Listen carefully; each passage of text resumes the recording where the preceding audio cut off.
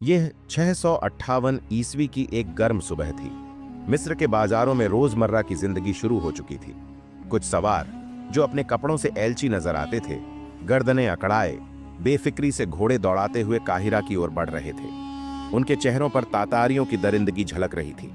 रास्ते में उनका सामना उन बेबस पनाहगुजीनों के काफिले से हो रहा था जो बगदाद की तबाही के बाद मिस्र की गलियों में अमन की कोई जगह ढूंढ रहे थे। जैसे ही उनकी नजर किसी पनाहगुजीनों के काफिले पर पड़ती, उनके चेहरे खुशी से यूं चमक उठते जैसे दरिंदे अपने शिकार को जिंदगी और मौत की कशमकश में देखकर खुश होते हैं। इन पनाहगुजीनों ने तातारियों की दरिंदगी के मुजाहरे अपनी आंखों से देखे थे, इसलिए वे तातारियों से डरते थे। उनकी आमद की खबर सुनकर उनकी जुबान से यही लफ्ज निकलते थे, तातारी आ गए, तातारी आ गए। तातारी एलचियों की आमद का मतलब है तबाही और बर्बादी। यह फितना तातार था जो चंगेज खान के रूप में जाहिर हुआ था और अब हलाकू के रूप में मुसलमानों के लिए खतरा बन चुका था। तातारी एलची हलाकू के जरिए भेजे गए थे। वो इस वक्त मिस्र के बादशाह मलिक मुजफ्फरुद्दीन के दरबार में खड़े थे। उनका अंदाज ऐसा था जैसे मिस्र उनकी जागीर हो और मलिक मुजफ्फर उनका गुलाम। उन्होंने घमंड भरे अंदाज में अपने आका हलाकू खान का खत मलिक मुजफ्फर के सामने फेंक दिया। पत्र में लिखा था, यह उसका हुक्म है जो सारी दुनिया का आका है। हमारा हुक्म मान लो तो तुम्हें सुकून से जिंदा रहने दिया जाएगा। अगर तुमने हमारी बात नहीं मानी तो जो तुम्हारे साथ होगा वह ऊपर वाले के सिवा कोई नहीं जानता। कुछ देर बाद सुल्तान ने नर्म लहजे में एलचियों से कहा, हलाकू का हमने कुछ नहीं बिगाड़ा, उसे हम पर हमला करने से बचना चाहिए। सुल्तान के जवाब से तातारियों के बिगड़े हुए चेहरे और भी बिगड़ गए। वो बहुत बदतमीजी से बोले, तुम बहुत जिद्दी बादशाह हो, तुम हमें नहीं जानते, वरना इनकार न करते। एलचियों का लहजा सुल्तान की बर्दाश्त से बाहर था। उसने कहा, तुम एलची हो और एलची ही रहो, अपना लहजा दुरुस्त रखो और हमें सबक न पढ़ाओ।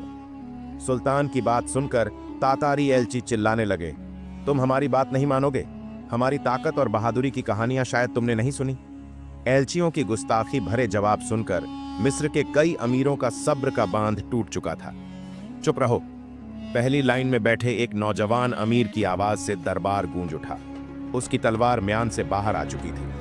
अगर मुझे सुल्तान का लिहाज न होता तो अल्लाह की कसम मैं तुम्हारी गर्दनें तुम्हारे धड़ से अलग कर देता।